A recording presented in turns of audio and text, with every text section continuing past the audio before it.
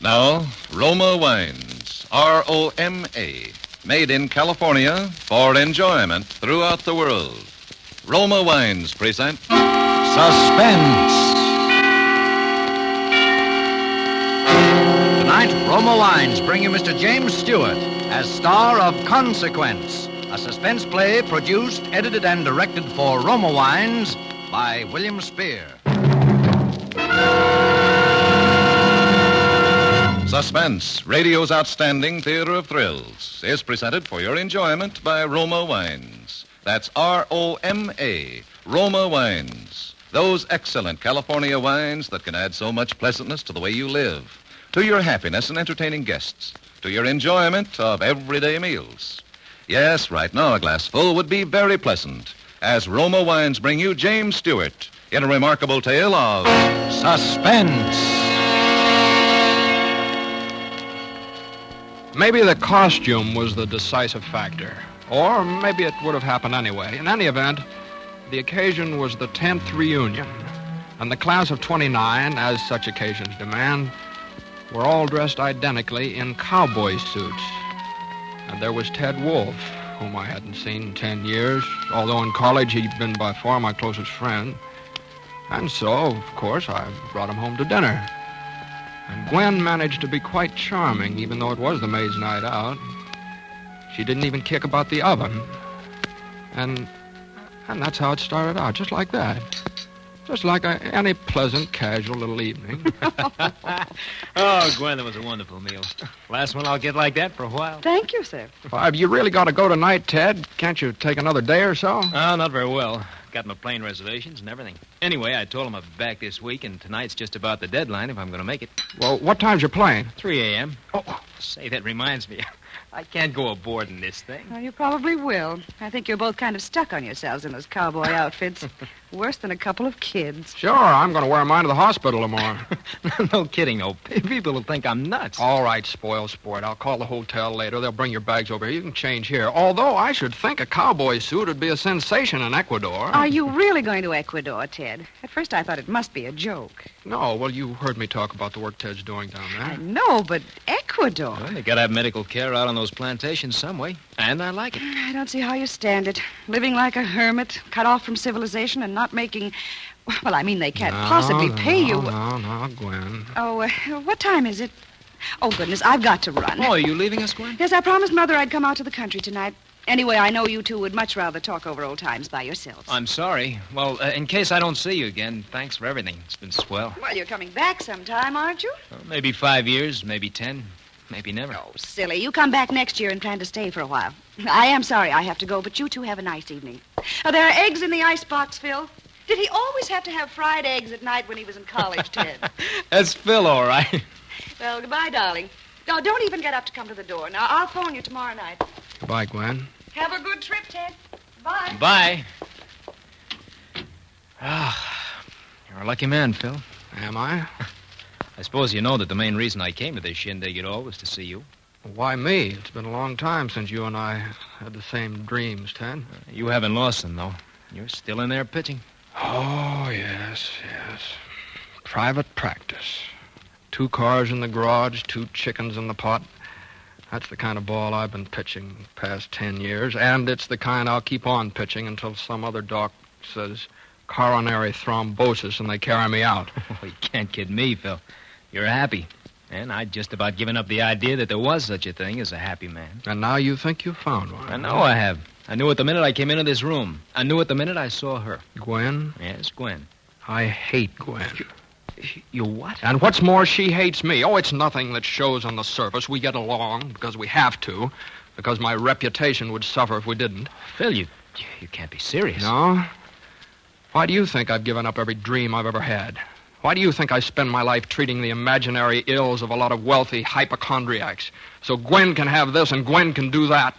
So Gwen can satisfy every greedy instinct and every petty, rotten ambition any woman ever had. Good Lord. I never realized. Well, you've got to do something about it, Phil. You got to get out. Go to another city. Go to another country. Yeah, she'd be after me like a hawk. She'd have me up before the medical association. Oh, there are 1,001 things she'd do and would do. I've thought every way there is. There's no use. Well, now I got that off my chest. Now you know. I'm sorry I disillusioned you. Dr. Martin. Oh? Yes, well, now? Oh, right. I'll be right down. Hey, you're not going out now. I want to talk to you. No, I'm still a doctor. Even Gwen can't stop that. I'll be back before you leave, though. If you want to stick around, I'd sort of like to ride out the airport with you. Is it really important, Phil? Yeah. Now, just make yourself at home. You can fix anything you want out in the kitchen, but look out for that oven, though. It leaks when you turn it off wrong. I won't be long. Okay. I'll wait, Doctor. Thanks, Doctor. Kind of hoped you would, Ted.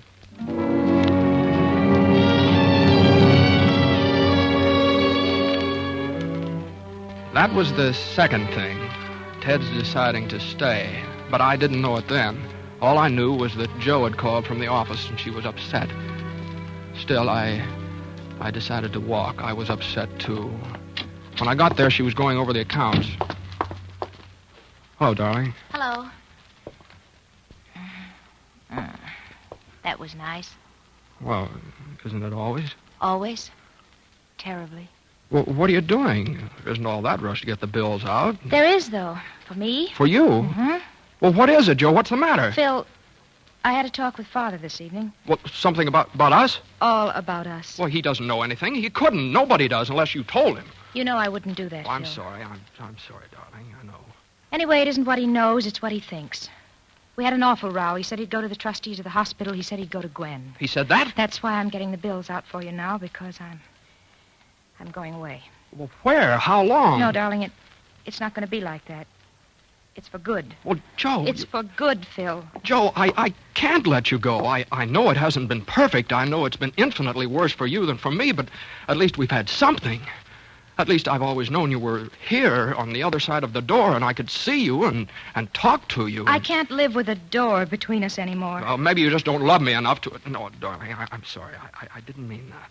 Phil, I'm not playing noble, and I'm not trying to put you on the spot because it isn't as though there was some decision you could make. There isn't. This had to happen someday, and it has, that's all. I could go with you. You couldn't do that, Phil. Well, why not? I could change my name. I could go to another city, even another country. I could get back into research. I could... Darling. It's no go, Phil. Oh, I know. I asked her for a divorce again this morning. You don't have to tell me the answer. There is no answer for us, Phil. Not one that we can take. There we are. Yeah, there we are. Well, you better go now. I've got all this to do. Well, let me help you. No. Well, why not? I could weaken. And then where would we be? Oh, Jo, Oh, please. no, Phil, please go. Please, please, please. All right. I'll go.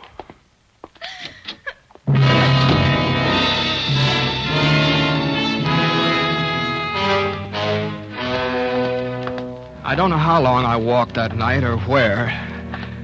Perhaps most men are weak and never know it. But when you're losing the woman you think you love, that's when you'll find it out. That's when you'll see yourself at last in the pitiless glare of all your poor, frightened, childish helplessness. And so I walked, and I was sick to the depths of my soul. And I walked some more. And somewhere in the distance I heard a siren, and there was a glow against the sky, a fire. And then I realized I was near my home. And then it wasn't just a glow against the sky of any fire. It was my own house. Burned almost to the ground. How did it happen? I don't know. Somebody said they think it was the gas. Stunned and confused, I began edging through the crowd, and then there was a sudden stillness. And a few men took off their hats. And I saw it, the stretcher, and the blanket thrown over the shapeless form, and the blackened, shriveled cowboy boot. And I remembered. Ted had been in that house. Just got him out now. Yeah, what's left of it? You wouldn't hardly know it was a man.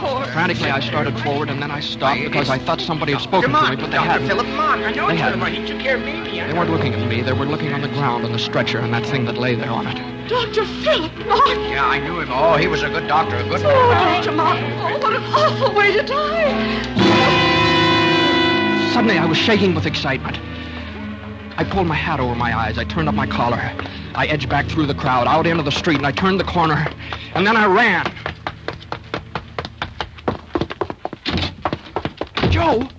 Joe, I'm going with you. Phil, what did you do? You haven't... No, Joe, it's all right. I'll tell you about it later. We're free. Joe, we're free. I'm dead. I mean, Dr. Philip Martin is dead.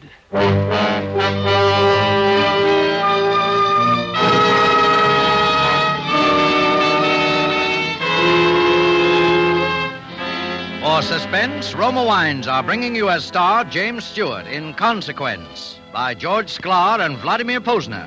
Roma Wines' presentation tonight in radio's outstanding theater of thrills, Suspense.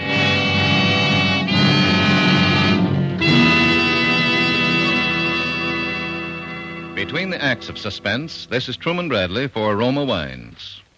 Nowadays, weekends again call for entertaining, for friends and families enjoying themselves together. To the millions who regularly entertain with wine, and to those who haven't yet discovered this simple secret of inexpensive hospitality, here's a tip from famed hostess Elsa Maxwell.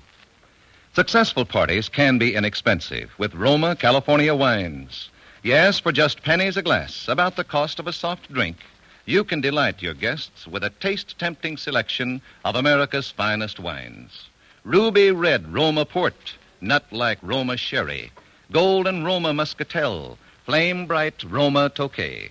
These superb Roma wines are a perfect party treat with cake, fruit, nuts, or other tasty snacks. They're delightful anytime. Cut your entertaining costs. Start serving Roma wines tomorrow. Discover for yourself why Roma is America's first choice.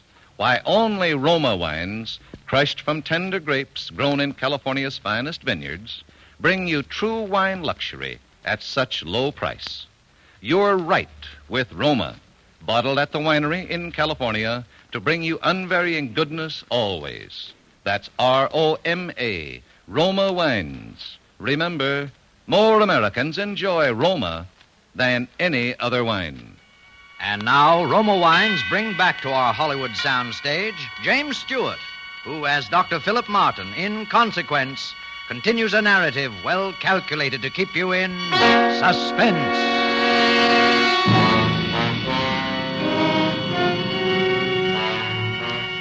There must be something of the criminal in every man, because it seemed that I knew automatically everything I would have to do and how I was going to do it. Hotel Wilton. Dr. Wolf, please. Dr. Theodore Wolf. Thank you.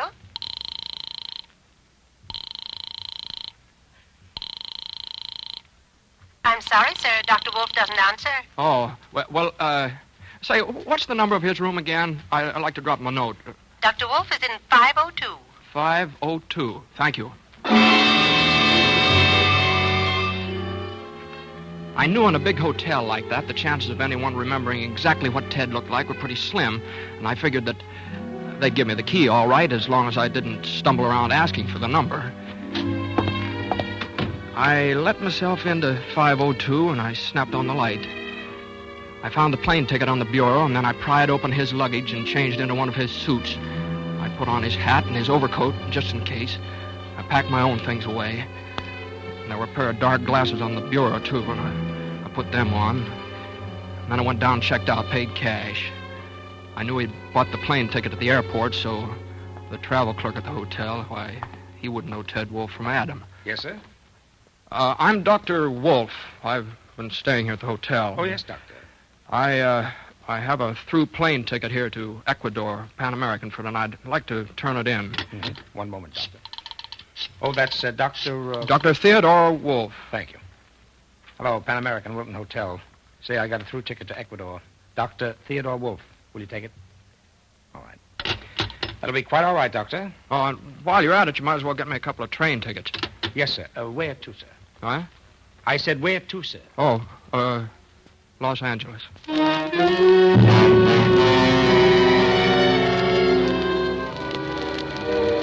We'd taken care of everything. A note to my bank, supposedly from Ted, enclosing Philip Martin's check for $5,000, and a letter in my own handwriting explaining that I'd agreed to lend him that amount, and asking the bank to forward the money to my account in Los Angeles. My account is Ted Wolf. And we drafted a letter to the people in Ecuador, and in Los Angeles, Joe became Mrs. Ted Wolf. At first, everything clicked. I got the kind of a job a doctor would dream about, where I could write my own ticket and spend at least half my time entirely on research. And Joe started taking courses in a medical degree.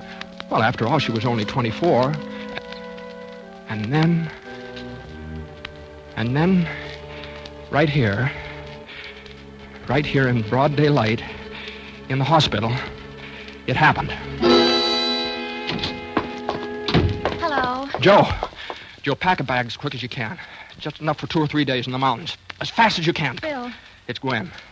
I saw her just now upstairs in the reception room. Gwen, are you sure? Absolutely sure. Oh, no, couldn't it be a coincidence, Phil? I mean, couldn't Gwen maybe just have happened to be... Maybe.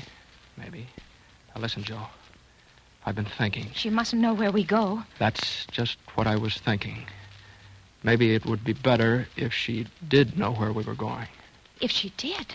I don't know. Maybe just a coincidence. But if it is a showdown, the mountains would be a better place than here. All right. I'll phone the landlady. Oh, Phil, is that safe? Gwen won't talk, not until she's sure. Carlton Apartments, Mrs. Burton. Hello, Mrs. Burton. This is Dr. Wolf. I wonder if you'd do me a favor. Oh, I'd be glad to, Dr. Wolf. We're going out of town for a couple of days, and I just remembered that some friends said they might stop by. We thought they might like to join us, so I wanted them to know where we were. All right.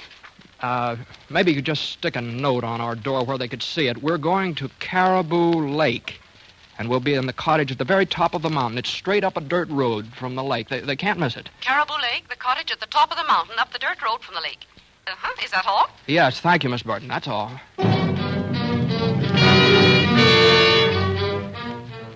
Caribou Lake is nothing much more than just a general store where you can buy bait, you can hire boats and cottages. And that time of year, there's hardly anybody there except the people who run the store. And our cottage was a good 3 miles away up a twisting dirt road running above the lake. But you could see it good and plain even at night when the lights were on. We stopped at the store and both went in to buy the things we needed, food and kerosene, matches and stuff like that. And then we went on up the mountain. By that time, it was almost dark, and Joe fixed something for us to eat, and neither one of us could touch it. We were watching the road for lights of a car. It was about 8:30 when we saw them. They went right past the store without stopping, and they came on up the mountain. They couldn't have been anyone else but Gwen. Well, she didn't waste any time. Phil, what if the car is rented? No, she'd bring her own. She loves to drive. Phil, you're not afraid, are you? No, not anymore. I'll go.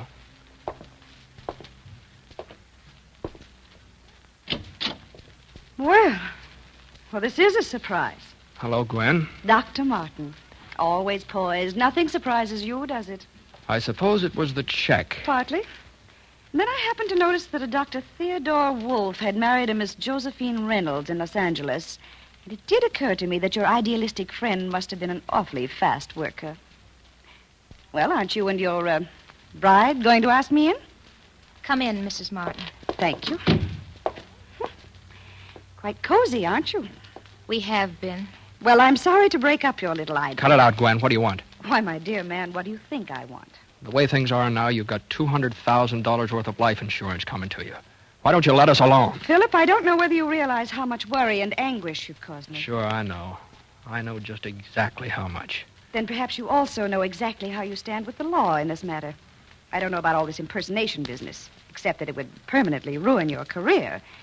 But I do know that the laws covering bigamy are quite drastic. I used to think that money meant everything to you, Gwen. I guess it doesn't. I don't feel called upon to accept rebukes from you, Philip, for anything. Not after what you've done. I feel that I'm being most generous to both of you. What is it exactly you want, Gwen? Either you come back and we'll explain the whole thing as amnesia or something, or you'll both go to jail. How could you? You shut up. Listen. Does anybody else know about this? Of course not. Nobody knows you came out here, or why. After all, Philip, I do have some pride left. I just said I was taking a little trip to New York to forget. All right. Now, just give us a couple of minutes to talk things over, will you? Alone. Very well. Although I don't see that there's very much to talk about. Will you go outside, or shall we? I'll go. I'll wait in the car. Oh, Phil. It's all right, Joe. I don't mind now.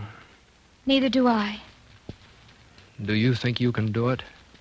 Me? Yes, I'll have to have an alibi. Have you thought about how... Yeah, all day, I guess. But it's all right. It's good.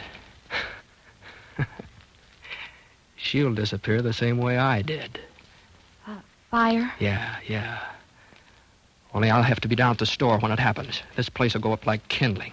And when they pull her out, they'll think it's you. Nobody knows she's here. And I'll be there to say it is you. How are you going to I got that all fixed. It's down in the cellar. All you have to do is... Here. Use this hatchet. Can you? Yes, I will. And then go out to the car and get on the floor in the back seat under a blanket. Lock it from the inside. I can probably get away right afterwards. All right, Phil. I'll see you in the car. The whole thing shouldn't take more than a couple of hours. Phil, you're not afraid. Are you? No, I'm glad. Gwen? Yes? Come on in. Well, have you decided? Yes. You might as well eat with us. There'll be a few details to talk over. I'm not sure I feel much like eating in this house, Philip. Well, I'm not going to start back hungry. Give me the keys to your car, will you? It's blocking mine. I've got to go down to the store and get something for dinner. Really, Philip? Oh, stop griping. You've won. Give me the keys. Very well. But I wouldn't try any mad dashes if I were you. No, don't be a fool, Gwen. No, I don't suppose you would. Alone. She went in. I took the keys. First, I went around back and down cellar. I put a lot of old newspapers around the wood pile and doused the whole thing with kerosene. And then I cut a stub of a plumber's candle and set it on the papers and lit it. I knew just about how long it'd take the candle to burn down, about 45 minutes, something like that. And then I went out and got in Gwen's car and started down the mountain without lights. At the drop above the lake, I put it in low, crammed on the wheels, and jumped out.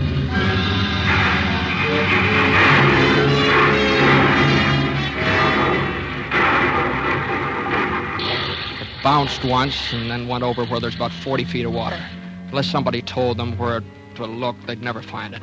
All that had taken about 15 minutes. The walk down to the store took about 20 more. You forget something, Dr. Wolf? Yep, like a fool tobacco. I can't get through the night without a pipe. Know just how it is. You walk down? Yep, working up an appetite. Here you are. You folks have callers tonight? No. Oh, why? Oh. Why? Thought I saw a car go up your way a while back. Oh, I saw the lights. They didn't come up. Somebody must have made the wrong turn.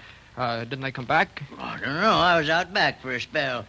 You see that car come back by, Daisy? You must have seen it all right about an hour ago. Seems like I did hear a car about there. Sure, that was it. Yep, pretty sure I did.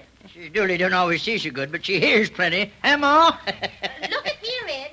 Look it up there. Huh? Looks like a fire. Hey. Why, it is a fire. Why, golly, Doc, that looks like your place. Oh, it couldn't be. But it must be. Big, too. Well, we better get up there, Doc. What, do you have your car? We'll go in the truck. It's right outside. The boys can bring Ma along in the car. Did you hear that, Ma? Yep. Lenny, Johnny, get out the car. All right, come on, Doc. Oh, my, I sure hope everything's all right. Yeah, so do I.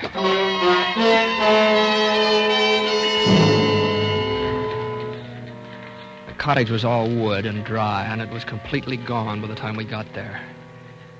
It was the boys who dragged her out of the embers. I wouldn't look if I was you, Doctor.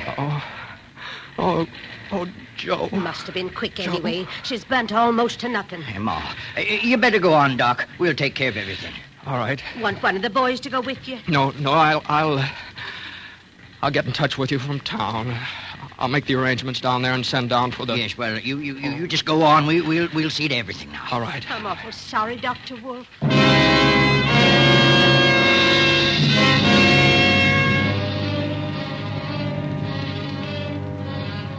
I climbed into the car and started down the mountain. When I was around the first bend, I reached over with one hand and touched the blanket on the floor behind me. Are you all right? Yes, Philip. I'm quite all right. Gwen.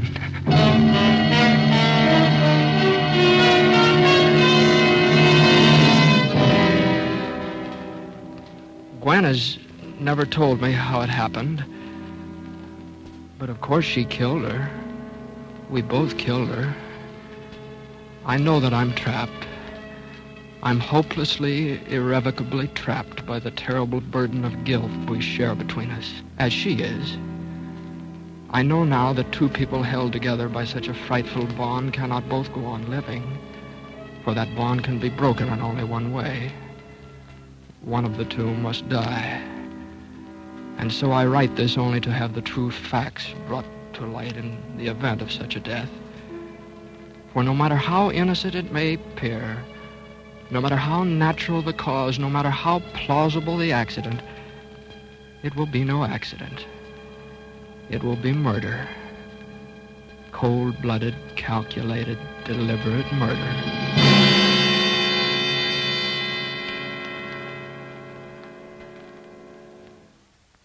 And now the local news. Dr. Philip Martin, who has been in ill health for the past 3 months while recovering from an attack of amnesia, died today in his home from an overdose of sleeping sedative. He is survived by his widow, Mrs. Gwendolyn Martin.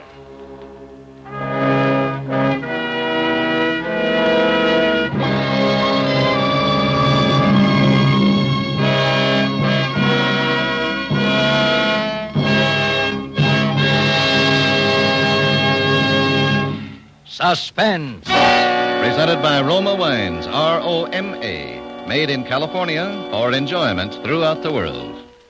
Before we hear again from James Stewart, the star of Consequence, tonight's suspense play, this is Truman Bradley for Roma Wines. Here's a suggestion that will make tomorrow night's fish dinner a meal to remember. Delight your family by serving delicious pale gold Roma California Sauterne. The delightful bouquet and delicate, tempting taste of Roma Sauterne bring out the flavor fullness, the real appetizing goodness of fish or fowl. Lend an air of friendly companionship to the meal. And best of all, you can enjoy Roma Sauterne often. It costs so little, actually only pennies a glass. Join the millions who have made Roma America's first choice. The reason? Roma gives you true wine taste luxury at low price. Make Roma Sauterne with seafood a regular Friday night custom. Get several bottles of delicious, inexpensive Roma Sauterne tomorrow. Insist on Roma, R-O-M-A, Roma Wines, made in California for enjoyment throughout the world. This is Jimmy Stewart again. Suspense is a radio show that got started just about the time I first found myself overseas. And with everybody, it has always been one of the 2 or 3 top favorites. I've been looking forward for a long time to my appearance with the show tonight. And next Thursday, that very swell actor Richard Green will be your star in his first broadcast since he joined the British Army 4.5 years ago. Next Thursday, same time, Roma Wines will bring you Mr. Richard Green as star of Suspense, radio's outstanding theater of thrills. Produced by William Spear for the Roma Wine Company of Fresno, California. This is CBS, the Columbia Broadcasting System.